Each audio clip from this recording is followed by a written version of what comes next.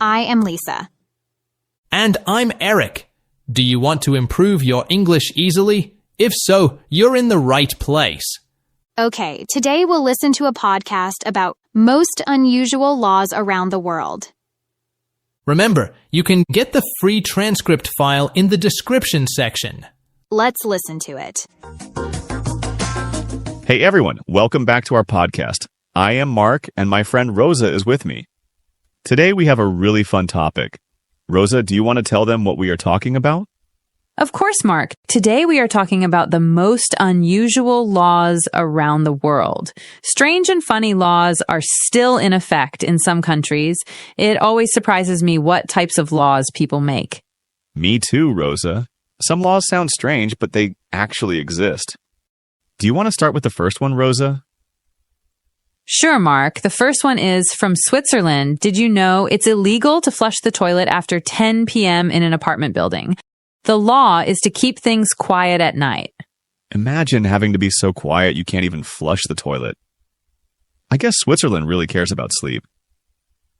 Absolutely, Mark. It's funny, but also makes sense. I have another one.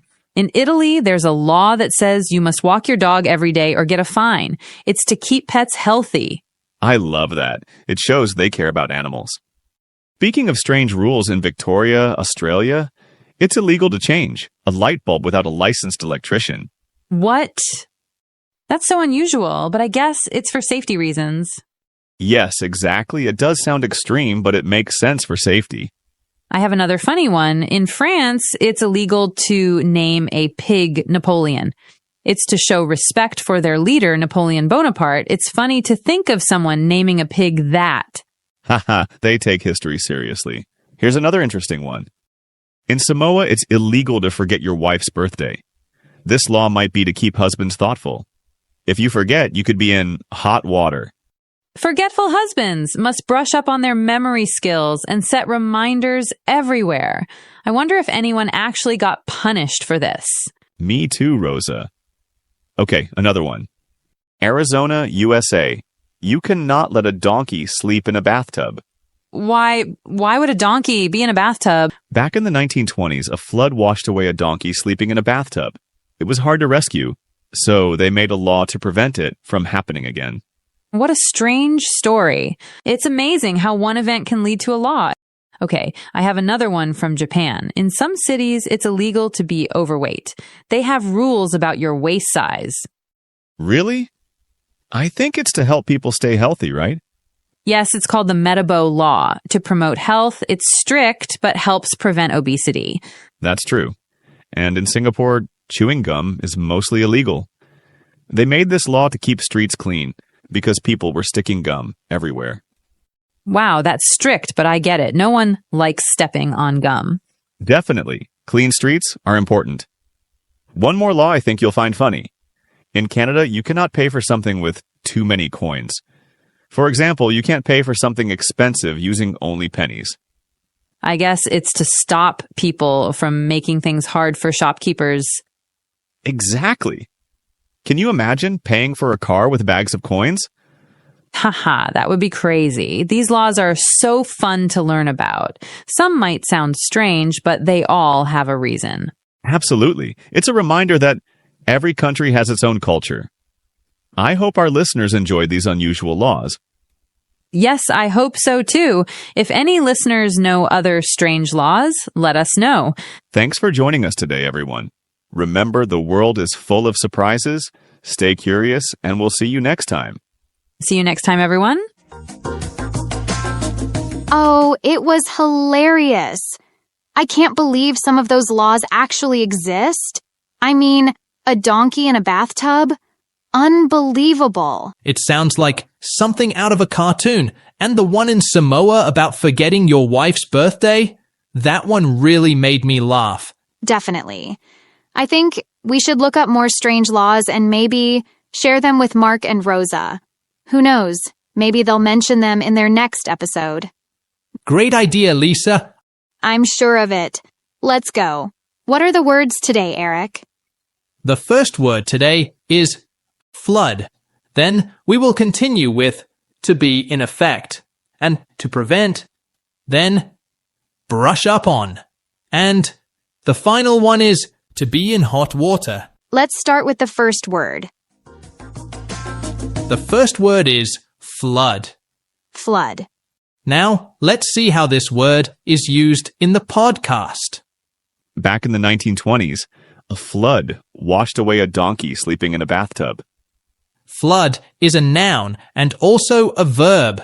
As a noun, it means when there is too much water in an area, usually because of heavy rain or a river overflowing. For example, a flood can happen in a town and cover the streets in water.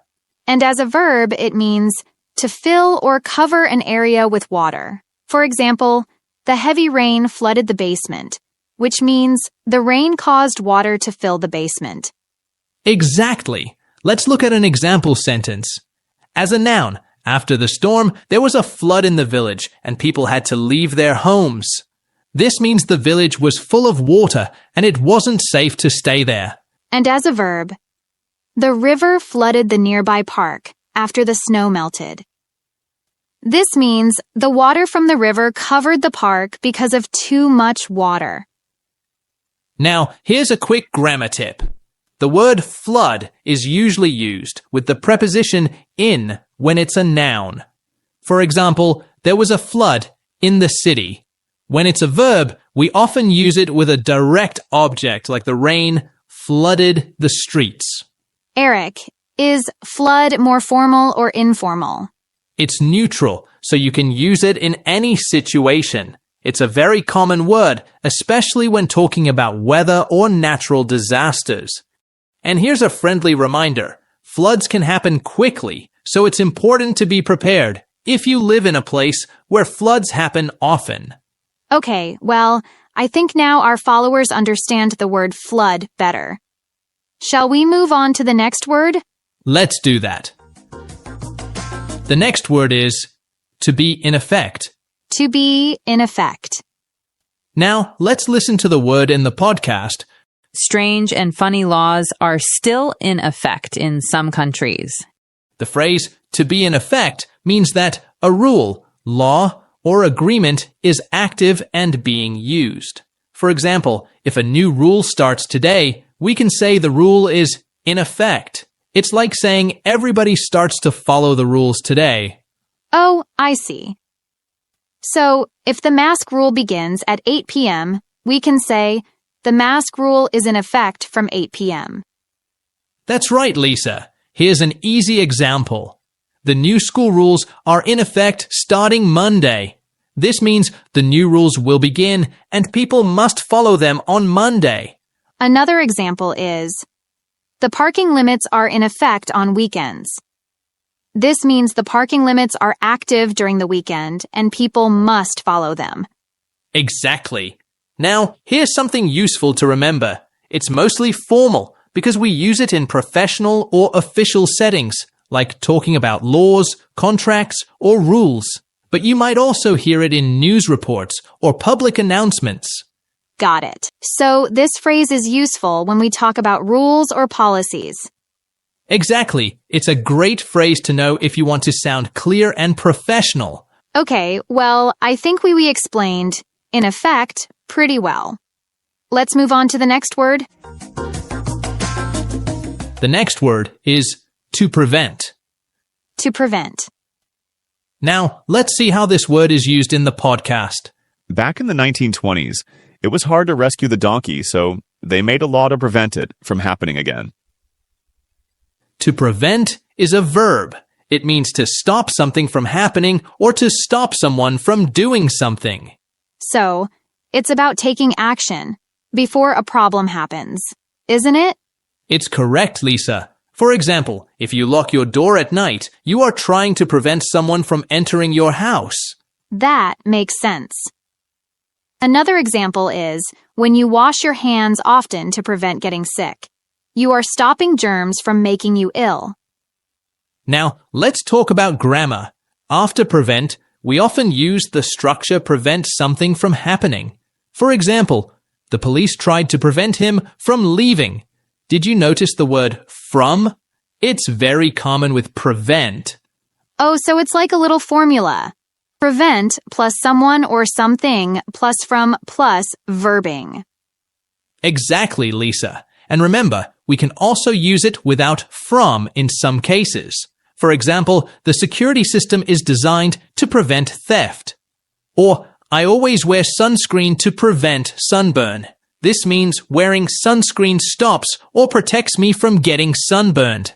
And I can say, wearing sunscreen can prevent sunburn.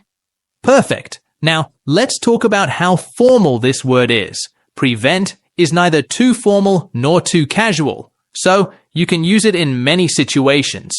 Thanks. So, Eric, can we use synonyms for prevent? Good question. Yes, you can use words like stop or avoid in some cases, but be careful. Stop usually means something has already started, while prevent happens before it begins. Ah, that's a key difference. I might say, the rain stopped me from going outside, but I brought an umbrella to prevent getting wet. Yes, it's completely correct. Okay, well, I think now our followers understand the phrase to prevent better. Let's move on to our next phrase. Let's do that. The next phrase is brush up on. Brush up on. Now, let's hear how it is used in the podcast. Forgetful husbands must brush up on their memory skills and set reminders everywhere. Brush up on is a phrasal verb. It means to improve your knowledge or skill in something you already know, usually by practicing or reviewing. For example, if you haven't spoken English in a while, you might brush up on your English before a big trip. That's a great way to explain it. Another example could be, if you're going to take a math test, you might brush up on your algebra skills to feel more confident. Exactly. Here's a simple example. I need to brush up on my French before visiting Paris. This means I want to practice or review French to get better at it. And another example. She brushed up on her driving skills before her driving test. This means she practiced driving to make sure she was ready for the test. Let's talk about grammar. After brush up on, we always use a noun or pronoun to say what skill or knowledge we are improving. For example, brush up on history, brush up on it, or brush up on Spanish. That's helpful.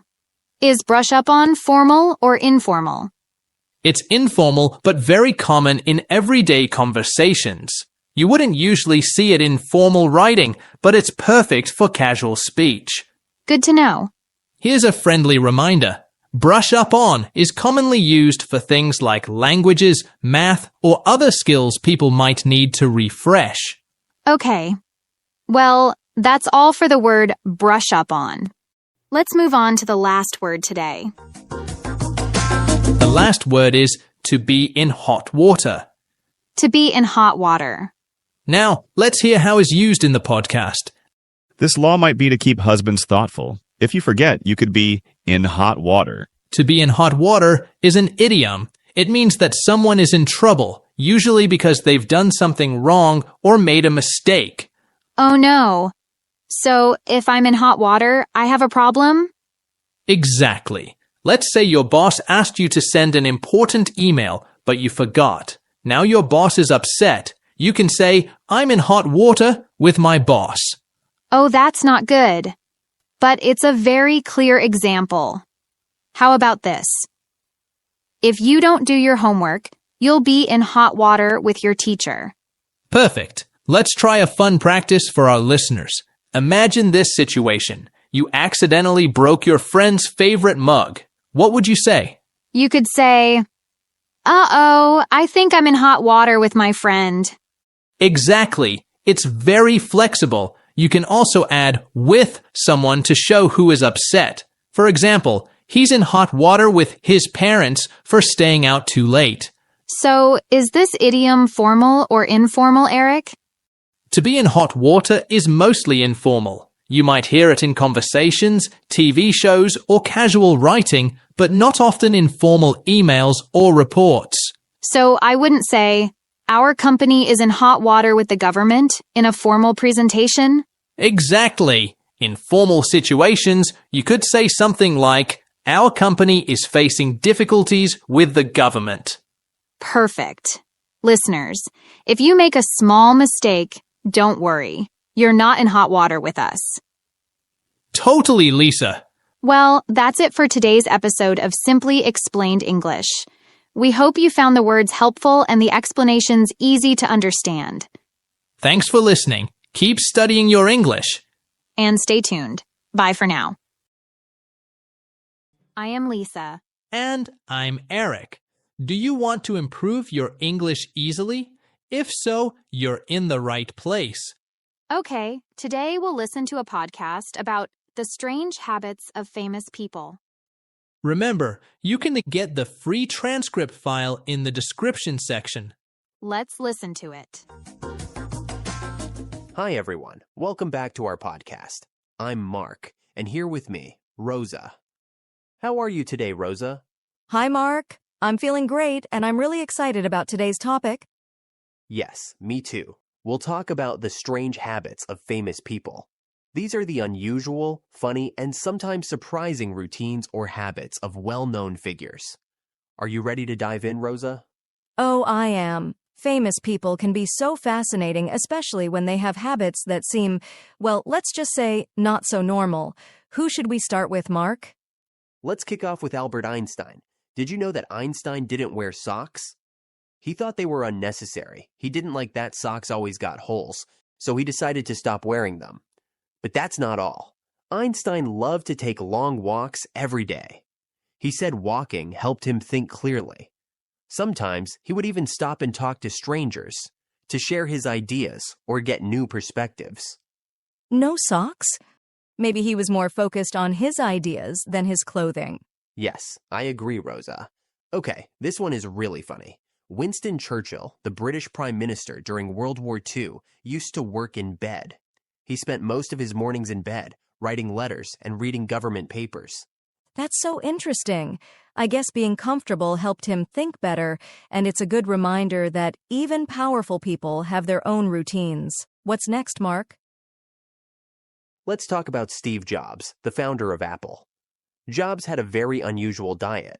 For weeks, he would eat only one type of food, like apples or carrots. He really knew how to break the mold with his habits. He even believed that this diet would stop him from sweating. Jobs also had a habit of walking barefoot, even in meetings. He said it made him feel connected to his thoughts. Imagine being in a boardroom with Steve Jobs walking around without shoes. It must have looked really interesting. Oh, yes, and very unusual. Exactly, Rosa. Now, Mark, do you know anything about Leonardo da Vinci? Didn't he have a habit of not sleeping during the night? Yes, absolutely. Instead of sleeping all night, he took short naps throughout the day, a method called polyphasic sleep. That's so unusual. I've heard that some people say it can help you be more productive, but it must have been hard to keep up. Did it work for him? It seems like it did. He accomplished so much in his lifetime. Now, let's talk about Elon Musk, the CEO of Tesla and SpaceX, who has a habit of working extremely long hours. He sometimes works up to 100 hours a week. He divides his day into 5-minute blocks to stay focused and get more done. That's intense. No wonder he's achieved so much, but I hope he takes breaks too. What about writers, Mark? Do you know any strange habits? Oh, yes. Agatha Christie, the famous mystery writer, had a weird habit. She loved to write while eating apples. She said it helped her think more clearly. Writing and snacking? That sounds very normal. Oh, and speaking of writers, did you know Mark Twain loved to write while lying down? He would grab his notebook and pen, get into bed or a hammock, and write for hours. Yes, I know him and his habit. Okay, well, do you have one last habit to share? Yes, Rosa. Let's end with a really fun one. Marilyn Monroe, the famous actress, had a habit of doing all her exercises in bed. She believed it was the best way to stay in shape. That's such a funny image. It just goes to show that everyone has their own way of doing things, even famous people. Absolutely, Rosa. These strange habits remind us that even the most successful people are human. They have habits, routines, and beliefs that make them unique. I agree, Mark. It's inspiring to see how these habits sometimes helped their ideas and success. Maybe our listeners can learn something from them. That's a great idea, Rosa. Thanks for joining us today, everyone. We hope you enjoyed learning about these strange habits as much as we did. Yes, thanks for listening. Stay curious, and we'll see you next time. See you next time, everyone. Wow, can you believe Einstein didn't wear socks? Yes, weird. I wonder what he did in winters. Yeah, me too. And Steve Jobs walking barefoot in meetings?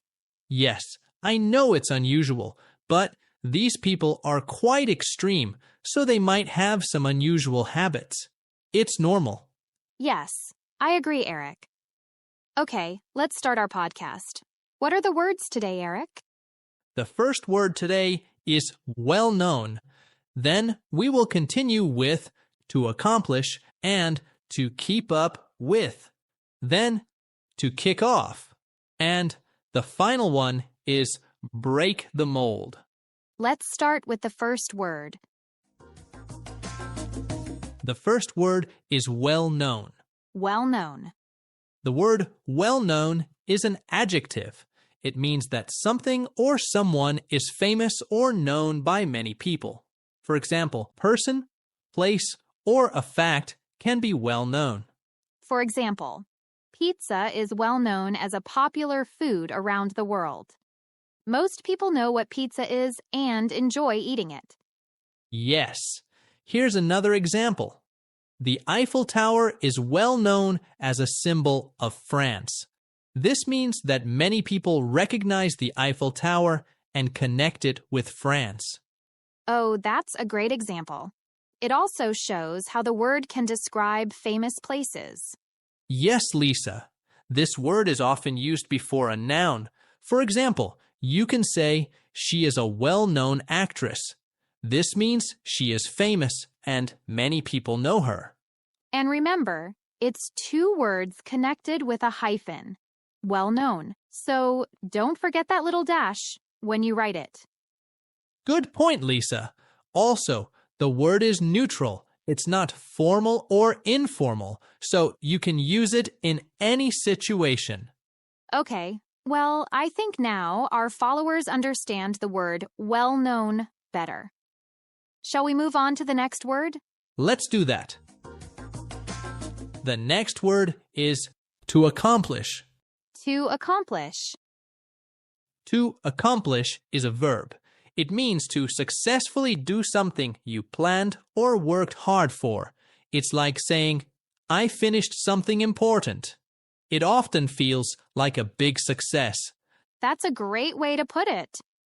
For example, she worked hard to accomplish her dream of becoming a teacher.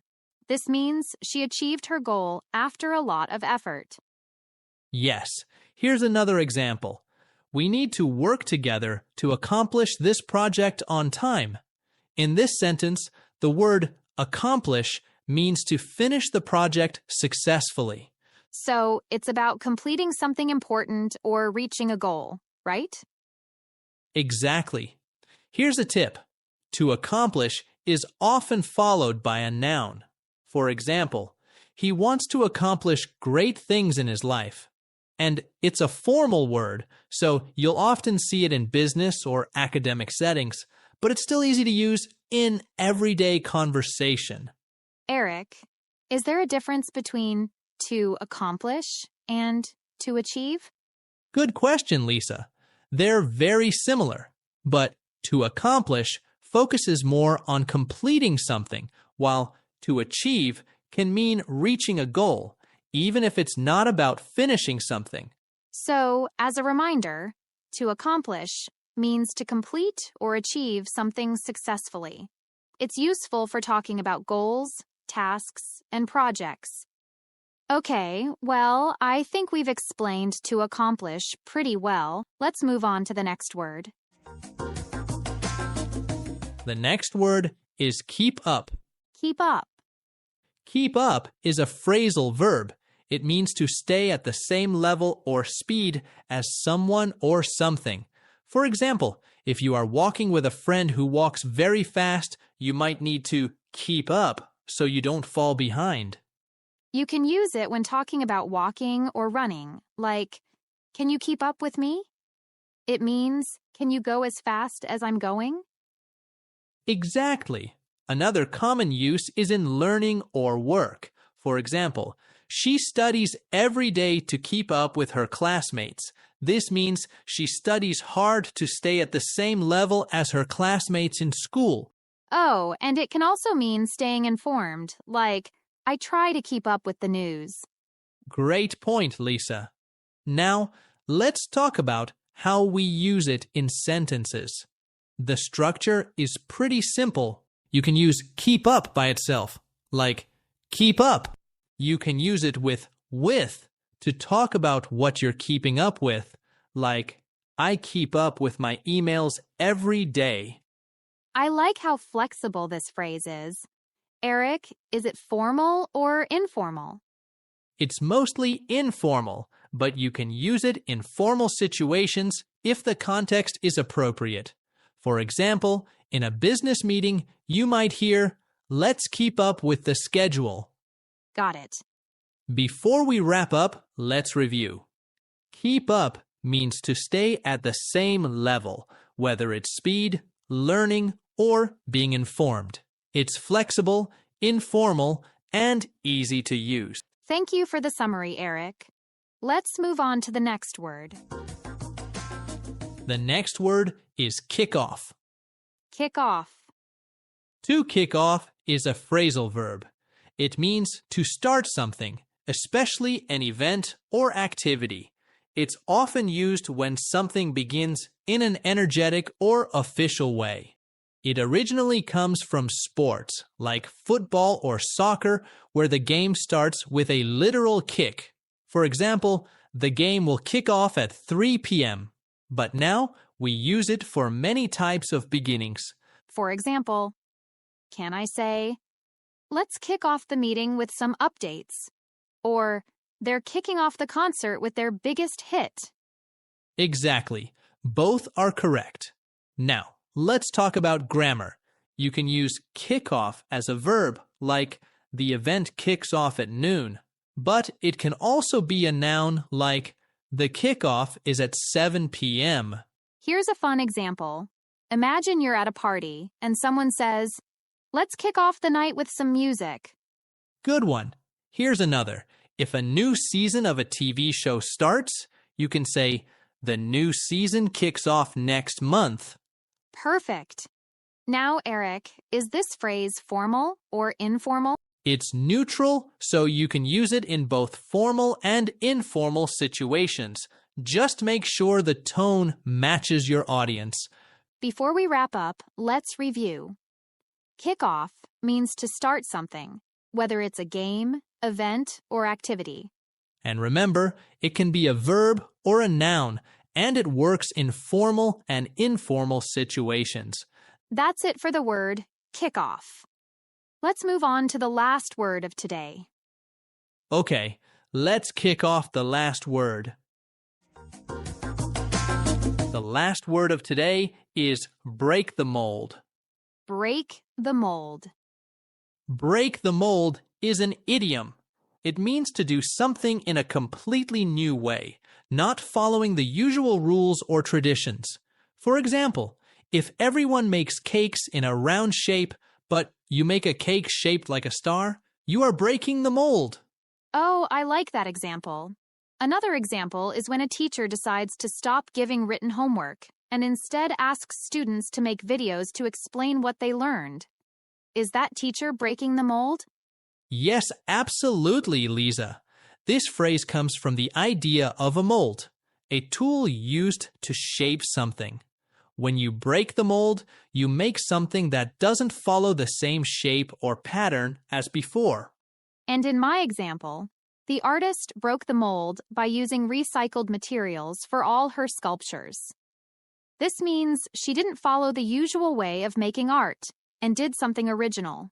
So here's a quick tip about this phrase. You can use it in both formal and informal situations. It's often used when talking about innovation or doing something new. That's interesting. Can you also say breaking the mold when someone's actions surprise everyone because they're so different? Yes, exactly. It's a great way to describe something unexpected and innovative. And just a reminder, this phrase shows positivity. It's about being unique in a good way. That's right. Okay, well, I think now our listeners understand the phrase break the mold better. Well, that's it for today's episode of Simply Explained English. We hope you found the words helpful and the explanations easy to understand. Thanks for listening. Keep studying your English. And stay tuned. Bye for now.